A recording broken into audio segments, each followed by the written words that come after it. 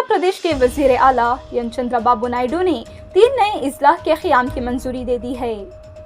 नए इजलाह मादनपल्ली, मरकापुरम और पोलावरम शामिल किए गए हैं, जिसके बाद रियासत के इजलाह की तादाद 26 से बढ़कर 29 हो गई है। वजीर आला ने वज़राती कमेटी की रिपोर्ट का जायजा लेने के बाद ये फैसला किया। प्रेस रिलीज के मुताबिक नए मादनपल्ली और मरकापुरम इजला होंगे, जबकि पोलावरम जिला का सदर दफ्तर रामपोचदवरम में कायम किया जाएगा। साथ ही वजीर आला ने 5 नए रेवेन्यू डिविजन्स की तख्लीक की मंजूरी भी दे दी है।